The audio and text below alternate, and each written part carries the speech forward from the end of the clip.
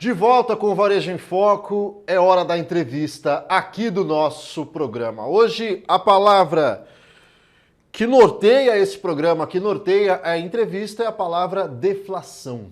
Traduzindo aqui em grosso modo, é a inflação ao contrário, ou seja, um contexto de redução. Redução do número, redução de preços, e o Brasil chega ao terceiro mês consecutivo na chamada deflação. Um efeito importante e contrário à inflação que muito nos assusta e muito nos assustou.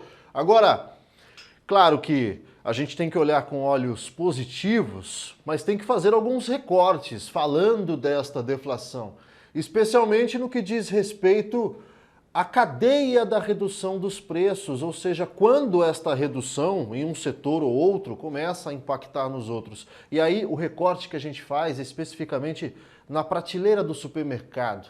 Afinal de contas, o brasileiro, quando vai ao supermercado, ainda está pagando caro. E o que a gente quer é pagar barato.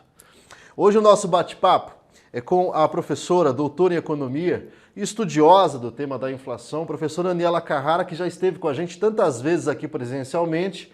Hoje está aí no estado de São Paulo, conversa com a gente à distância.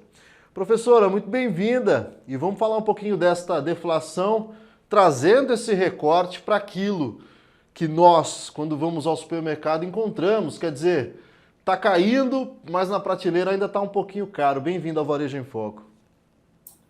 Obrigada. Pois é, né? Nós temos observado aí, já é o terceiro mês, né? Então, que o índice global de inflação, o IPCA, vem apresentando essa redução, sempre em comparação com o mês anterior, mas conforme você bem colocou, a população, de modo geral, ainda não consegue perceber na totalidade esse processo, né? Então, é importante nós observarmos o motivo, o porquê disso. Então, a primeira coisa é entender, né, que majoritariamente nós estamos passando por esse processo de deflação por conta, primordialmente, do processo de redução do ICMS, que foi definido há alguns meses atrás, e também da redução dos impostos federais sobre combustíveis, né? Sendo que o impacto maior dessas medidas se deve no preço da gasolina. Tá? E o preço da gasolina, ele impacta diretamente aquelas pessoas que utilizam o carro no dia a dia. Isso a gente observa quando a gente segmenta esse indicador de inflação para as classes de renda, né? E aí nós observamos que quem sente mais esse processo de deflação, ou tem sentido, pelo menos até agora, é o pessoal da classe de renda média, que é justamente quem utiliza o carro no seu dia a dia, né? E aí o que acontece? Essas medidas de redução de ICMS, de impostos federais, elas também atingiram o diesel, mas em proporção menor. E o diesel é justamente o combustível utilizado para o transporte coletivo e também para o transporte, por exemplo, dos alimentos até a chegada no supermercado, né? Então, esse processo de redução, sentido em menor proporção pelo diesel, também foi repassado em menor proporção para o preço dos alimentos. É claro, o preço dos alimentos não é composto único e exclusivamente pelo preço do transporte, ele é um pedacinho, né? Então, ele fez ali o seu papel, né? Ele foi transmitido em menor proporção para o preço final dos alimentos. Como o preço final dos alimentos não é composto apenas pelo preço do transporte, nós temos também que considerar que ainda está em jogo, como, por exemplo, o custo de produção desses alimentos, né? No mês de setembro, o IPCA ele tem basicamente 173 produtos relacionados à alimentação. Desses 173, apenas 71 produtos de fato apresentaram queda no preço. Né?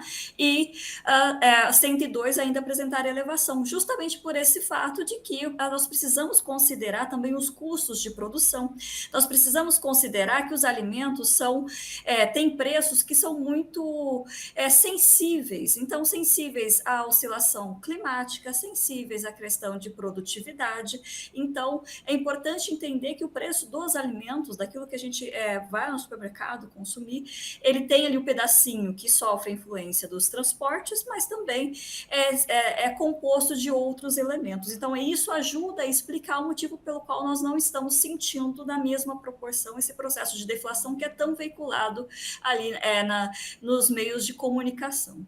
Professor, a gente vai aprofundar daqui a pouco este impacto nos alimentos, isso é importante, quer dizer, a redução se dá mais na gasolina e não no diesel, que é o que transporta, em linhas gerais, é o que transporta os alimentos.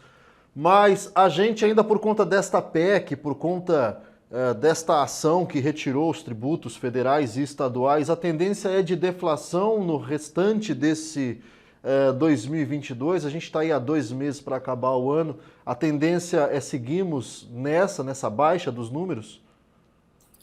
Exato.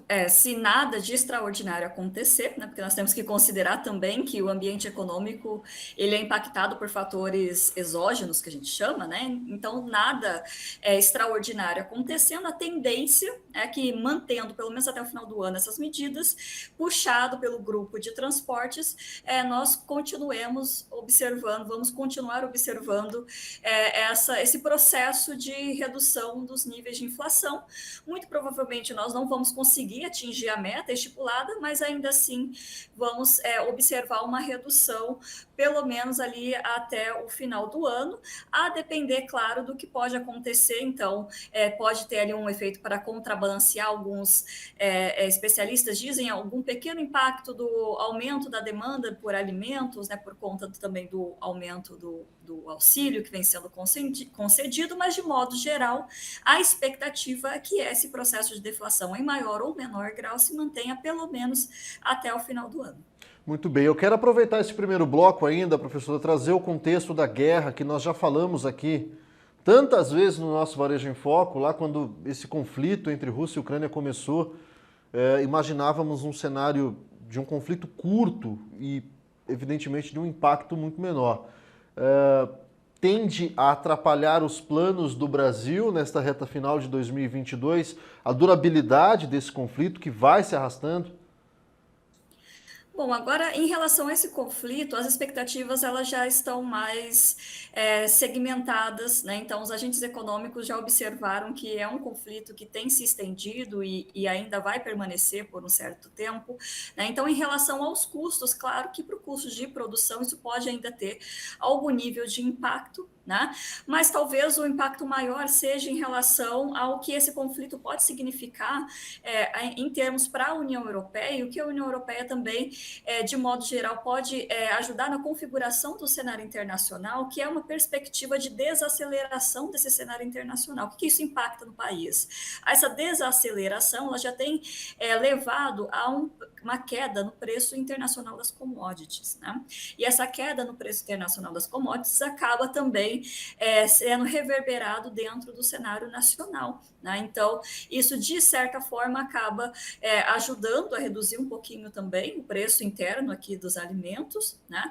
E pode, de certa maneira, também colaborar por um motivo não tão bom, né? Uma desaceleração da economia mundial, isso não é visto com bons olhos, mas, de certa forma, também isso pode reforçar um pouquinho esse processo de queda do nível geral de preços, mas, de modo geral, as expectativas em relação ao conflito, elas já estão, como a gente diz em economia, precificadas, a menos que escale ou mude ali a tendência em relação àquilo que nós temos acompanhado no dia a dia. A gente tinha uma incerteza muito grande, o mundo todo passou por isso com relação ao fornecimento dos insumos, os fertilizantes, por exemplo, toda a crise que foi gerada, a questão também dos combustíveis por conta da Rússia, que é a grande fornecedora.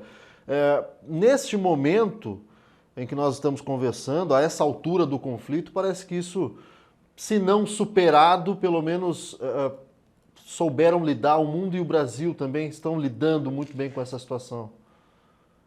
Isso, os agentes já precificaram, então o Brasil, os produtores nacionais já conseguiram se organizar em termos da necessidade de obtenção de insumos para a produção, a um preço talvez um pouquinho maior, mas ainda assim já se organizaram em relação a isso, né? E talvez a grande questão seja ali o inverno europeu e como que eles vão lidar com a questão de fornecimento de gás, que para eles é muito importante. É claro que isso modifica modificando ali o cenário econômico internacional, acaba, de certa forma, refletindo na nossa economia, mas ainda assim, pelo menos até o momento, os agentes econômicos conseguiram ali precificar esse evento, né, externo à nossa economia e lidar um pouquinho melhor, então, a questão da incerteza, que traz muita instabilidade, ela, pelo menos no momento, ela está estabilizada, vamos assim dizer. E aí a gente volta àquela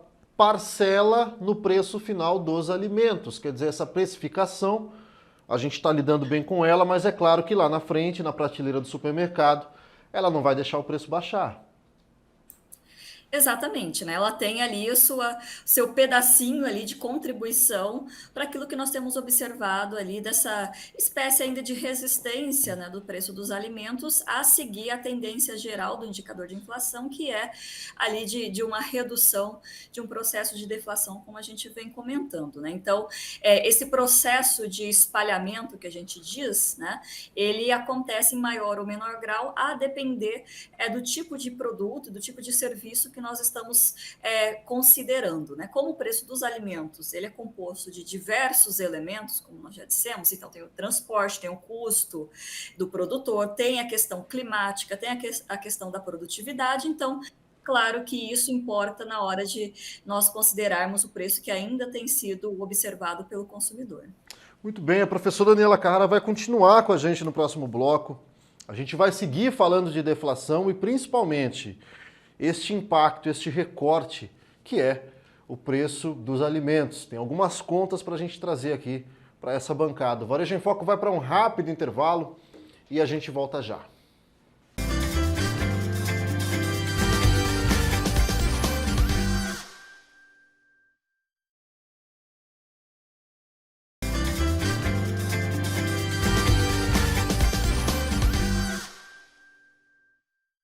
De volta com o Varejo em Foco, dando continuidade à nossa entrevista, este bate-papo sobre a deflação, o contrário da tão temida inflação, fazendo o recorte, claro, no preço dos alimentos. Você que vai ao supermercado e nos assiste nesse momento, presta atenção nesse bate-papo com a professora doutora em Economia, Aniela Carrara. Professora, nesse segundo bloco, ainda quero pegar o gancho da PEC, que está em tramitação, que está vigente, que se encerra agora no dia 31 de dezembro. É evidente que esta redução dos tributos federais, a redução do ICMS, que é um imposto estadual, baixou muita coisa para o bolso de muita gente.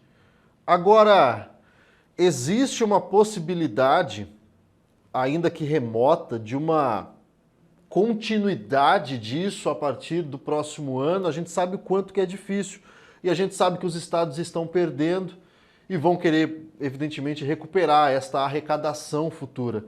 Mas existe ainda que lá no fundo uma possibilidade da gente continuar com alguma ação de governo, que seja uma PEC, enfim, para manter o preço em baixa, os números em baixa? Bom, como a gente sabe, o cobertor é curto, né? Então, nós temos várias questões orçamentárias que acabam que vão ficar para o ano que vem, que precisam ser discutidas, né? Então, essa redução do ICMS é uma delas, né? E a redução também dos impostos federais. A gente sabe que o ICMS é um imposto que é muito importante para os estados, né? Então, de certa forma, há de se considerar também essa relevância, e é importante também colocar que essas medidas, elas acabam, claro, né, se refletindo em uma redução do preço dos combustíveis, que por consequência acaba nos trazendo ali esse processo de deflação que nós temos observado, mas ainda assim é algo que foi definido, né, que não veio originalmente ali do processo da dinâmica econômica, né? Então é como se fosse um processo ali, uma artificialidade, vamos assim colocar, que é necessário se discutir, né? Então, até que ponto é possível manter, né? E quais os efeitos disso para além da questão de preço, né? Então, qual o impacto que isso pode trazer para o orçamento? E a gente sabe que o nosso orçamento já está muito restrito. Tem outras questões que precisam também ser discutidas para o ano que vem, né? Então, a continuidade dos auxílios, né, dessas políticas públicas que vêm sendo realizadas, né? Então, é um cobertor muito curto, como eu coloquei, para várias demandas que existem, né? Então, há de se pensar, né, se de fato é a melhor estratégia para continuar imprimindo esse processo de deflação, ou se existem outros caminhos que podem ser escolhidos, né, para que não se gere ali prejuízos para estados ou qualquer outro tipo de prejuízo. Então, é uma discussão muito importante que precisa ser feita, justamente porque nós trabalhamos, como a gente diz em economia, sempre a nossa ideia é trabalhar com a escassez de recursos, né? Então, nossos recursos são escassos, então o que fazer, como melhor aproveitá-los, né, para que de fato a gente consiga uma dinâmica, né, positiva para a economia sem criar artificialidades, né? Então, porque querendo ou não, a Petrobras ela ainda segue a política de paridade de preços, né? Ou seja, ela ainda está relacionando, seguindo os preços internacionais, né? Então, até que ponto as medidas internas elas vão conseguir driblar um eventual, por exemplo, aumento, como a gente tem visto nos últimos dias, do preço internacional do petróleo, né? Então, vai manter essa medida, não vai manter? Então, são discussões relevantes, né, que elas impactam lá na ponta final, que é o preço que o consumidor paga nos seus bens e nos seus serviços. Então, é algo importante de ser discutido.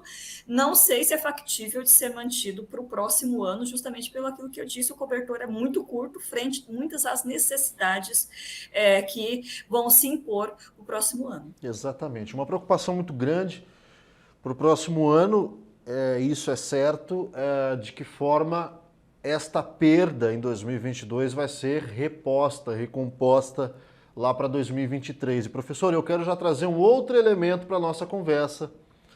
Dentro deste contexto de PEC, de deflação, de auxílio Brasil ampliado agora para R$ 600, ou seja, ações para estimular o consumo, estimular a economia, a realidade é a de famílias endividadas. Inclusive eu estou aqui pegando uma cola no meu roteiro, quer dizer, o patamar de endividamento hoje é recorde. O que explica isso? Quer dizer, a gente imaginava, ou talvez pensasse que isso fosse estimular o bolso das famílias, a inadimplência fosse cair, o consumo ia retomar a patamares aceitáveis e tudo. E talvez não seja isso que esteja acontecendo. Quer dizer, as pessoas continuam endividadas, continuam numa situação difícil e muito difícil. O que explica isso, professora? Bom, primeiramente, nós temos passado por um processo inflacionário bastante robusto desde o final de 2020. Né? Então, esse já é um ponto, o aumento contínuo e generalizado de preços que a população, principalmente mais pobre, tem enfrentado já há pelo menos um ano.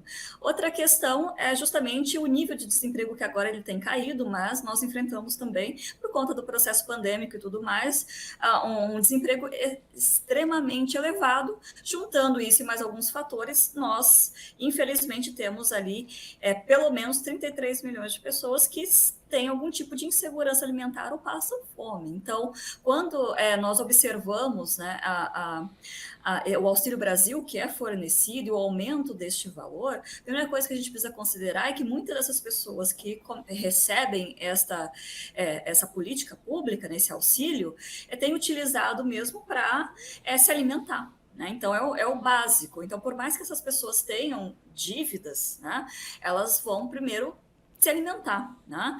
E frente a isso, né, a gente sabe que esse valor ainda assim não é suficiente.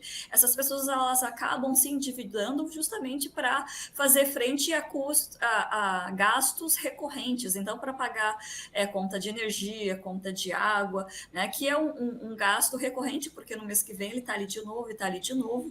Então, essas pessoas elas acabam entrando ali numa espiral, numa bola de neve, justamente por conta desse preço elevado dos bens e serviços, dessa ausência, né, de um emprego formal, né? Então, mesmo com a concessão deste auxílio, ainda assim ele não é suficiente para suplantar as necessidades básicas dessas pessoas que acabam, claro, incorrendo em dívidas, né? Então, infelizmente, a gente tem esse processo ainda muito forte no país, então é uma população quantitativa de pessoas muito grande endividadas justamente por todo esse processo que a gente tem passado, né? Então, a concessão desse auxílio é um paliativo, mas ainda assim ele não é capaz de resolver todos esses problemas, né? Então, é um processo que a gente só vai conseguir resolver com o passar do tempo e aumentando, né, a disponibilidade de postos de trabalho e também postos de trabalho que remunerem adequadamente, porque nós temos observado uma redução do desemprego, mas a gente observa que os novos contratos, né, têm proporcionado uma renda média do trabalhador menor do que nós tínhamos anteriormente. Então, são mais pessoas empregadas, porém recebendo menos. Esse é um outro ponto também que deve ser considerado.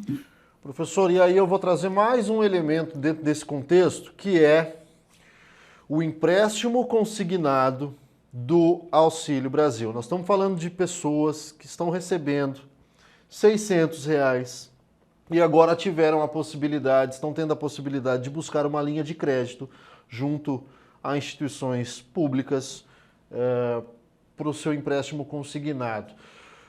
O objetivo, do ponto de vista do governo, era que as pessoas pegassem isso principalmente para pagar as dívidas. Eu tenho aqui o dado, a média da dívida do brasileiro está hoje estipulada em R$ 3.900. E aí a parcela ali de 140 destes R$ 600 que vai para o beneficiário. Bom, 2 pontos aí. O primeiro, nos acende um alerta, porque são pessoas que já estão numa situação financeira difícil, pegando dinheiro a juros. E outra coisa, pagamento de dívidas ou consumo? Quer dizer, já que os 600 não são suficientes para a pessoa consumir, vai pegar esse empréstimo para pagar dívida? E aí? Pois é, esse é um grande problema que a gente tem observado, né, e pode se materializar lá na frente como um aumento da dívida dessas pessoas, um aumento do problema. Então, algo que poderia teoricamente vir para resolver pode agravar ainda mais a situação dessas pessoas, né? Porque nós estamos falando de pessoas que estão, em sua grande maioria, em insegurança alimentar, então têm utilizado ou recorrentemente utilizam, né, esse auxílio para os seus gastos diários, né? E abrir essa possibilidade de fazer um empréstimo com esse dinheiro que já é tão pouco e que não é garantido para o ano que vem na mesma quantidade que se tem esse ano. Então, esses R$ 600, pelo menos, até o dia de hoje, de acordo com a LDO, que é a Lei de Diretrizes Orçamentárias, que foi aprovado no dia 10 de agosto deste ano, não prevê a manutenção do valor de R$ 600 até o dia de hoje, né? Se isso for mudar mais para frente, a gente não sabe, mas o que nós temos hoje é isso. Então, fazer um empréstimo hoje, né? E aí isso vai fazer com que essa pessoa tenha que pagar esse empréstimo. Hoje ela recebe R$ 600, o ano que vem ela já não sabe, e se reduzir? Então isso é um problema muito sério, né? É algo muito perigoso para essas pessoas, porque ao invés de auxiliá-las a reduzir uma eventual dívida, pode ampliar esta dívida, né? E criar um problema ainda maior, porque essas pessoas, novamente, elas têm utilizado majoritariamente o auxílio para suprir as suas necessidades diárias, né? Então, é muito preocupante esta possibilidade, preocupante ali o que isso pode resultar no futuro para essas pessoas, né? Uma ampliação da dívida frente a essa possibilidade de não manutenção do valor que elas recebem hoje. Muito bem, a professora Aniela Carrara vai continuar com a gente no próximo bloco. A gente ainda vai falar um pouquinho deste auxílio consignado e vamos trazer os números também da deflação. O Varejão em Foco vai para um rápido intervalo, a gente volta já.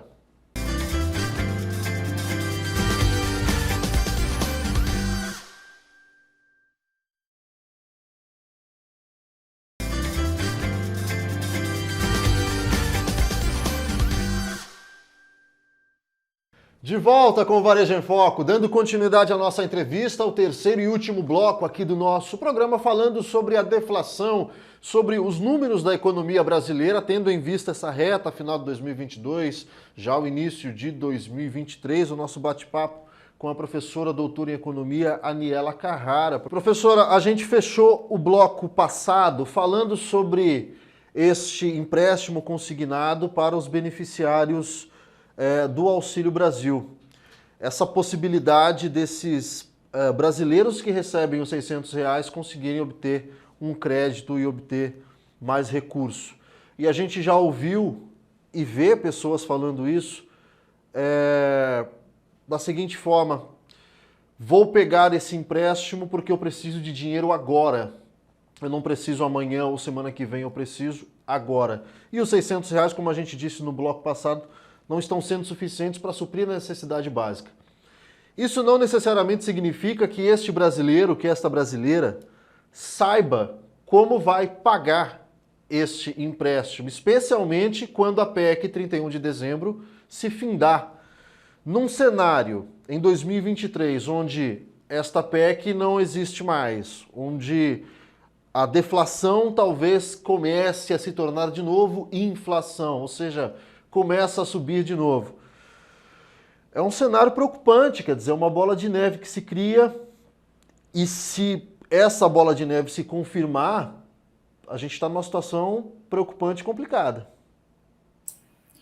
Exatamente, né? Porque é algo que aparentemente pode parecer que venha ajudar, mas pode se tornar um problema ainda maior. Então, reforçar uma situação que já não é boa, né? Então, essas pessoas, de fato, elas precisam se alimentar, elas precisam sobreviver, né? Elas recebem um auxílio, o auxílio, como a gente já falou, é um valor que ele não é suficiente para todas as necessidades, e aí abre-se essa possibilidade que, pelo menos inicialmente, parece ser algo bom, porque vai propiciar um valor hoje, porém esse valor, né, é importante dizer, ele não é gratuito, né? Então paga-se uns juros. Então é importante ter essa percepção que esse valor vai ser ou deve, né, retornar, e além do valor pego, é necessário pagar juros, né, por esse empréstimo. E esse retorno, né? Então, como fazer esse pagamento por parte dessas pessoas que já têm uma condição,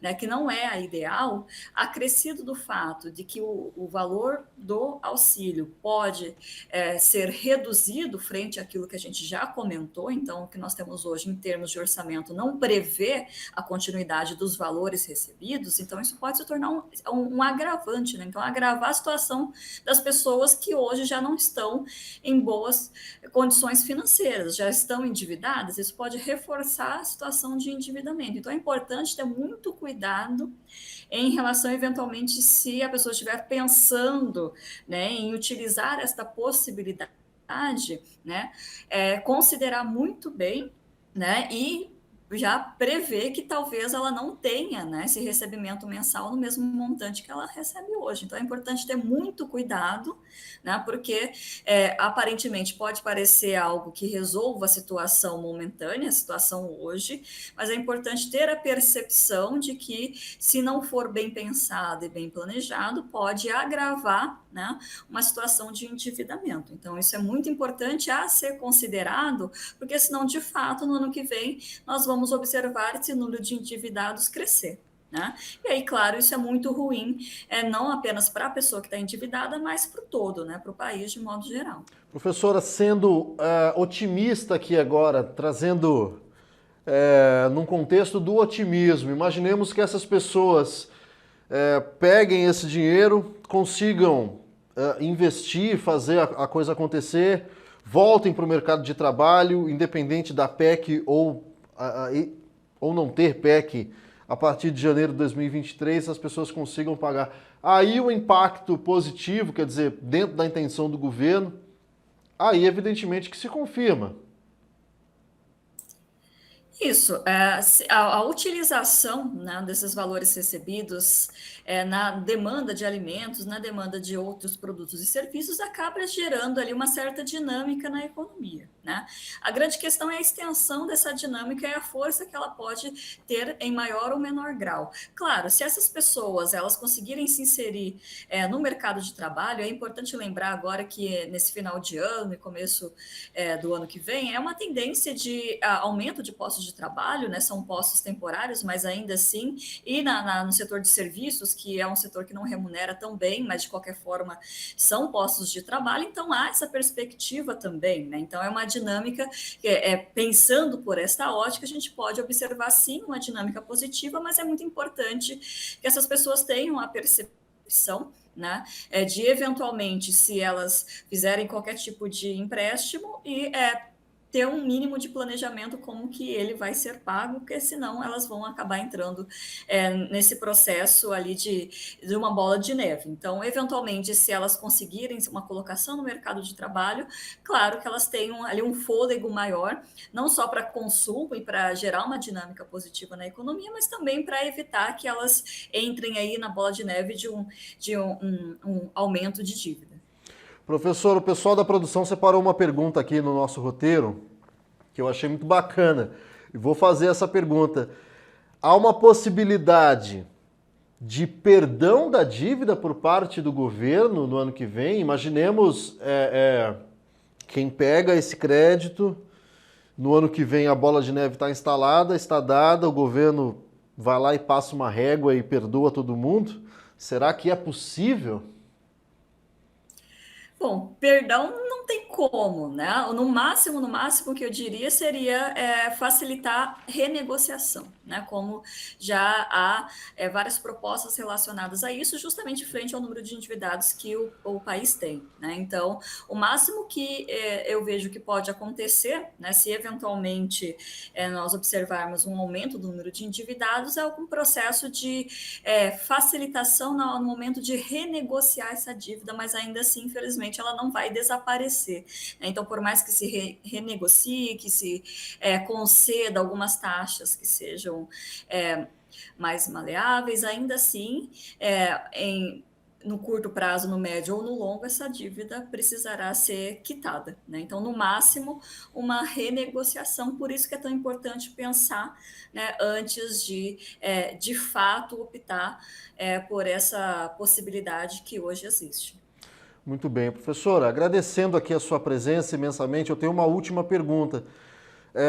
A gente começou falando do impacto nos preços dos supermercados, quer dizer, o preço do alimento, a efetividade da PEC é uma parcela disso, quer dizer, tem muito mais, o contexto é maior. Falamos também desse Auxílio Brasil. Resumidamente, o desafio para a classe política e o desafio do povo brasileiro como um todo para janeiro de 2023 é muito grande. Nós estamos vivendo um momento atípico, que é o momento justamente por conta dessa PEC, que 31 de dezembro acaba. E o pós-PEC é o que nos preocupa e preocupa bastante. De qualquer forma, vai ser um ano muito desafiador, né? Exatamente, né? Nós temos muitos desafios internos, né, relacionados diretamente ao Brasil, então nós temos uma desigualdade muito grande que se alargou, infelizmente, durante toda a pandemia, então nós voltamos para o mapa da fome, então é importante sempre que os formuladores de política pensem, né, então, como reduzir essa desigualdade que se alargou nesses últimos períodos. Nós temos a questão inflacionária também, que é uma questão que preocupa.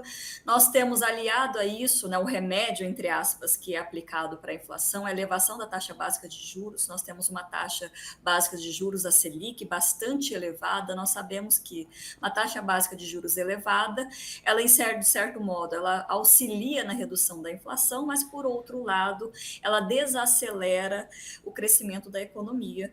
Então, é um grande desafio para o ano que vem também, é como imprimir um processo de crescimento econômico sustentado, né? Então, como lidar com isso e, claro, como aliar essas questões internas nossas com o cenário internacional, cujas perspectivas dizem aí, no mínimo, uma desaceleração das grandes economias, né? Então, como nós somos grandes exportadores de commodities, a atividade econômica dos outros países, né, que adquirem essas commodities do Brasil também importa, né? Então, se a economia internacional passa por um processo de desaceleração, isso também impacta internamente. Então, também é algo que vai precisar ser considerado para o ano que vem. Então, temos diversos desafios, né, que vão precisar ser discutidos com seriedade para que nós não tenhamos, pelo menos, que a situação não se agrave. Né? Então,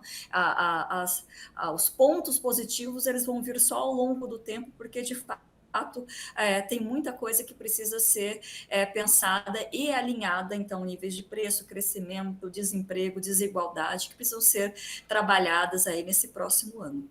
Muito bom. Professora Nela Carrara, obrigado pela entrevista. A gente vai chegando ao final da edição de hoje do nosso programa, agradecendo à TV Cidade Record pela abertura desse espaço e agradecendo imensamente a você aí pela sua audiência. O Varejo em Foco é um programa realizado e produzido pela CDL de Rondonópolis em parceria com os sites de notícia Primeira Hora e o Agora MT. E a gente se vê, claro, na próxima semana.